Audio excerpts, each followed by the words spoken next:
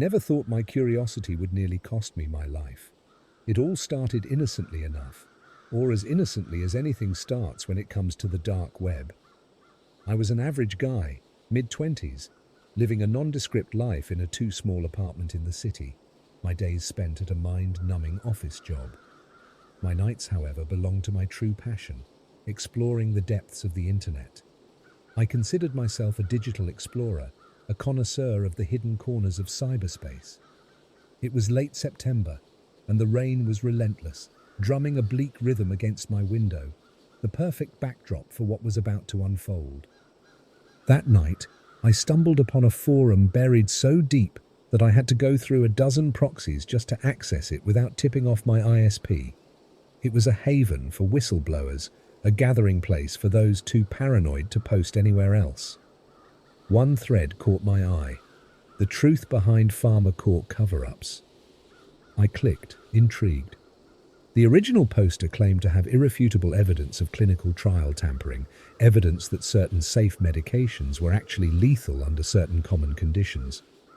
Attached were links to documents, proof, they claimed. I downloaded everything. It was too good to pass up.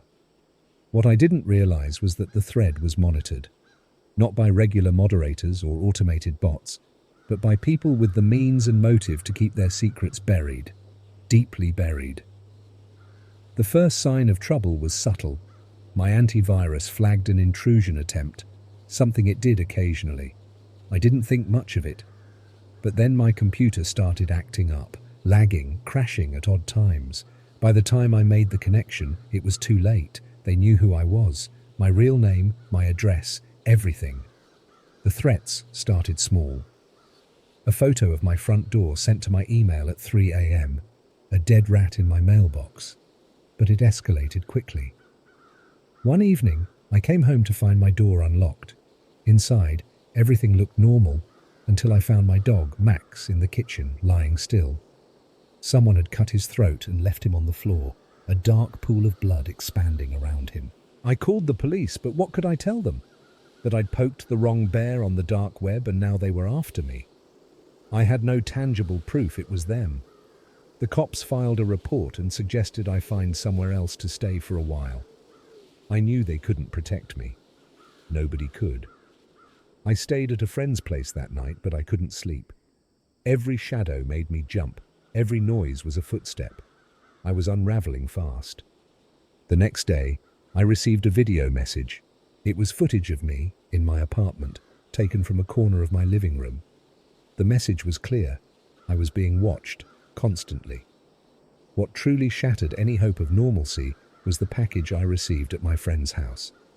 How they found me there, I didn't know. The package was simple, a small box. Inside was a human finger, a woman's by the looks of it, with a note: "Stop digging, or she dies next." I couldn't go to the police. I was in too deep, and this was beyond anything they could handle. That night, I made the decision to fight back. I couldn't let them win, not like this. I started by securing my digital life, ditching my old devices, moving from place to place. But it wasn't enough. They were always one step behind, or ahead. As I sit here typing this, in a dingy motel room, I know they could be outside, waiting. But I need to get this story out. I need to expose them, even if it's the last thing I do. If you're reading this, know that if I disappear, it wasn't an accident. I've left evidence, secured with people I trust. If they come for me, follow the trail. Expose the truth. And for God's sake, be more careful than I was. I've been on the move for weeks now, barely sleeping in the same place for more than a night or two. After receiving the finger and the note, I knew I was dealing with people who didn't fear the law. They were beyond it. My only advantage was my anonymity, a thin veil at best, and I was determined to keep it that way as long as possible. The stress of constant vigilance was gnawing at me, turning my life into a waking nightmare. My days were spent looking over my shoulder, jumping at every shadow, every face in the crowd that lingered a second too long. I had become a ghost in my own life, disappearing before anyone could really see me. I had managed to make contact with another user from the forum, someone who had interacted with the original whistleblower. We communicated through encrypted messages, each of us cloaked behind layers of digital aliases. He told me he had faced similar threats after he started digging deeper into PharmaCorp's activities. His encounter had left him paranoid, a shell of his former self, hiding out in a remote cabin somewhere in the woods. He agreed to meet me in person, insisting it was safer to talk face to face. We chose a secluded spot, an old diner off a barely traveled highway. I arrived early, the weight of my paranoia heavy on my shoulders as I scanned every car that pulled into the lot. When he finally walked in, I almost didn't recognize him from the hollow-eyed, jittery man who sat across from me. He had deep, dark circles under his eyes. His hands trembled as he took a sip of his coffee, spilling some on his worn jacket. "They don't play by any rules we know," he whispered, glancing nervously around the empty diner. "They have eyes everywhere, and they don't hesitate to clean up loose ends." He slid a USB drive across the table. "This has everything I've gathered. It's not just the trials. It's worse. They're involved in something bigger, something global, but I can't do this anymore." I tucked the USB drive away, a heavy sense of dread settling in. "What did you see?" I asked, my voice barely above a whisper. He shook his head, a tear tracing a path down his cheek. "It's not just what I saw. It's what I heard. In the dark, late at night, I heard them. They were talking, planning. They knew things about people, about how to make them disappear without a trace." His story sent chills down my spine. We parted ways shortly after, and I never saw him again. He vanished, and all his digital footprints were wiped clean. I tried to reach out, but it was as if he had never existed. Back in my motel room, I plugged the USB into a disposable laptop. The files were extensive, documenting not only forged trials but also illegal organ trades and experimental treatments on unsuspecting patients. The deeper I dug, the darker the contents became. There were videos too, grainy and shaky, showing shadowed figures performing operations in poorly lit rooms, the screams of the patients etched into the background noise. I knew then that I was dealing with a monster far greater than I had imagined.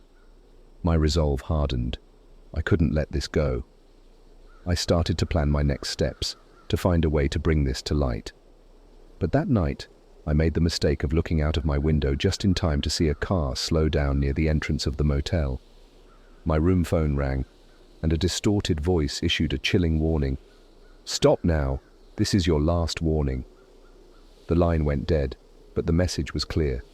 I was being hunted, and my time was running out. But so was theirs, because I wasn't going to stop. Not now. Not ever. After the warning, I knew I couldn't stay at the motel any longer. I packed my few belongings into a duffel bag and disappeared into the night, my heart pounding as the headlights of every passing car felt like a spotlight trained on me. The chilling call had made one thing painfully clear. They were closing in, and my window to expose them was shrinking rapidly. I drove for hours, taking convoluted routes to throw off anyone who might be on my tail.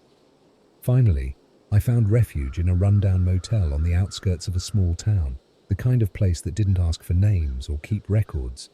It was there, in a cramped, dimly lit room, that I set my plan into motion.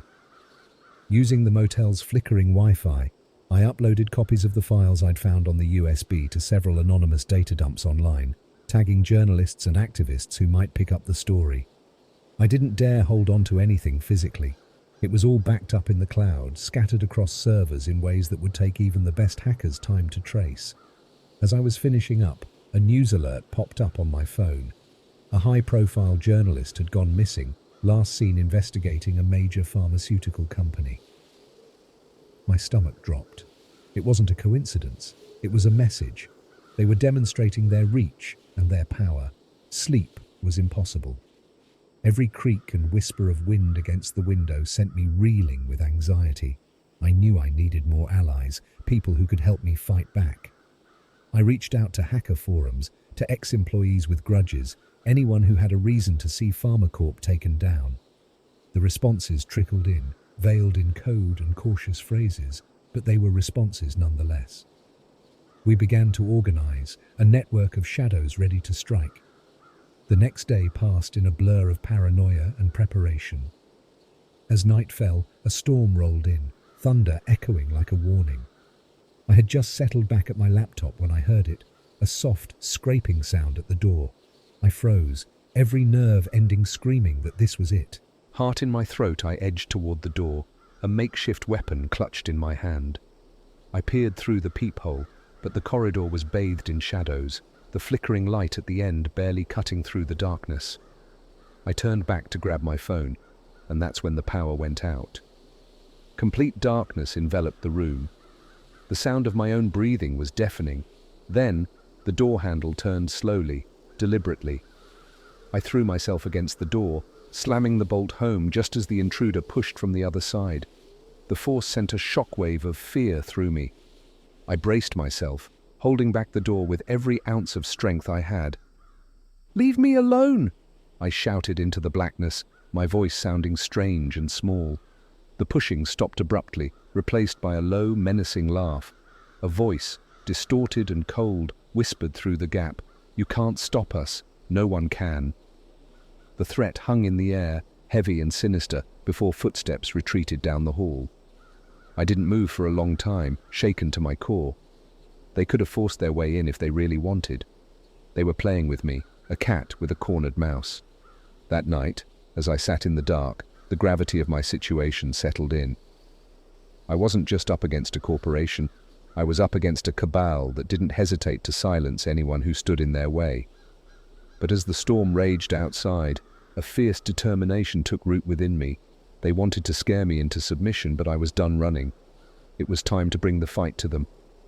I just hoped I wasn't too late. After that harrowing night, I knew I had to make a move before they made theirs. I couldn't afford to be on the defensive anymore. The darkness before dawn had me plotting my next steps, running through scenarios where I could outsmart and expose them without falling into their traps. I needed a breakthrough, something that would shift the balance in this deadly game of cat and mouse. As the first light of day seeped through the curtains, I decided it was time to leave my temporary haven.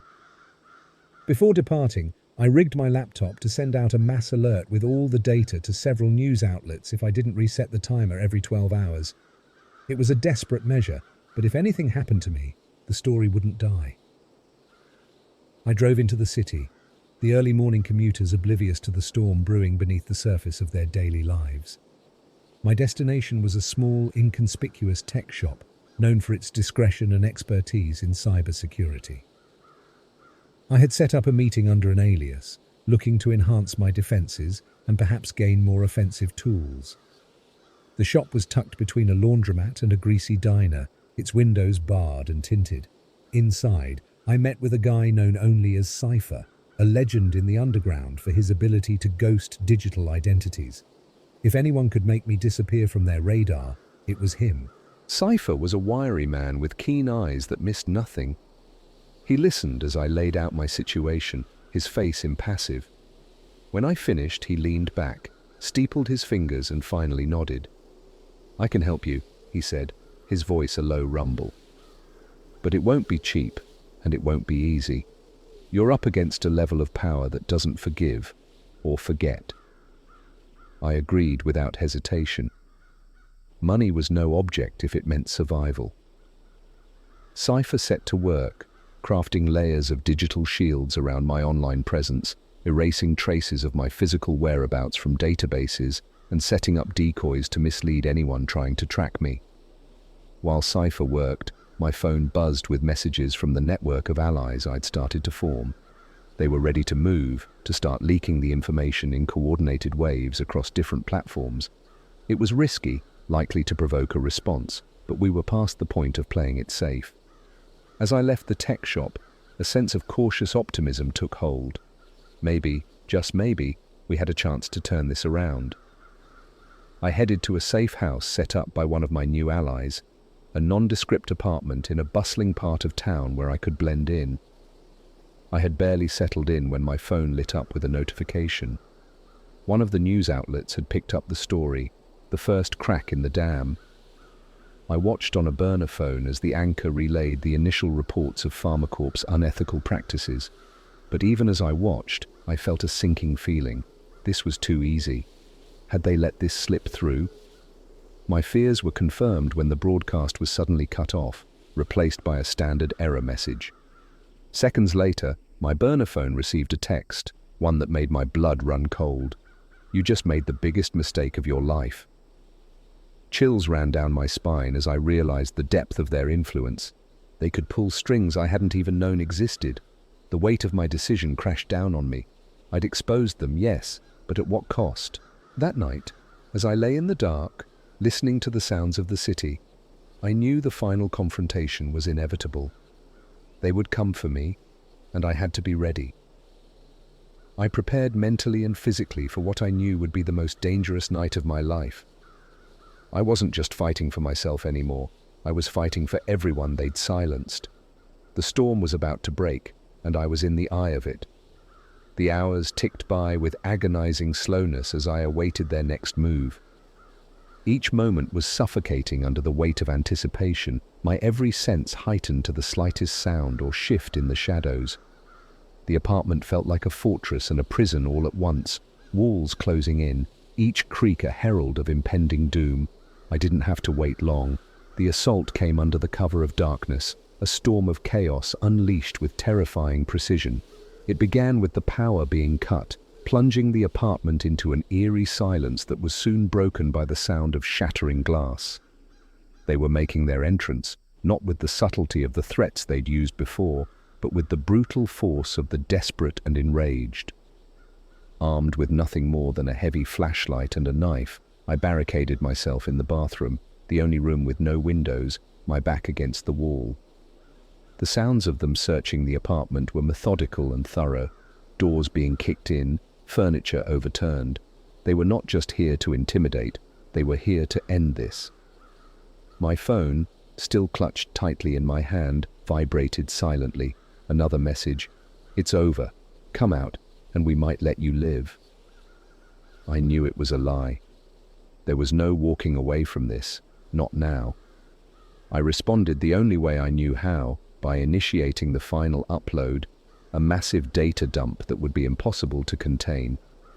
It was all or nothing. As the door to the bathroom began to buckle under the force of their kicks, I braced for the end, but also for the truth to finally be free. The door gave way with a violent crash, and they stormed in.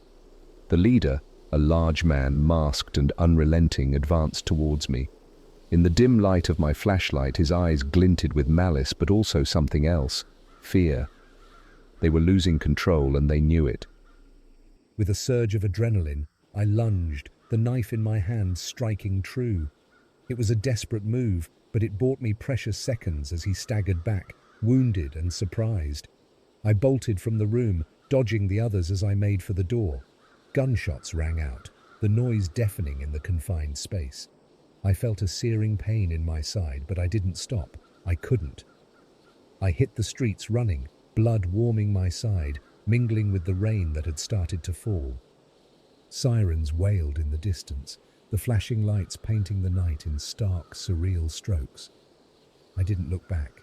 The data was out, the truth revealed, and my role was done.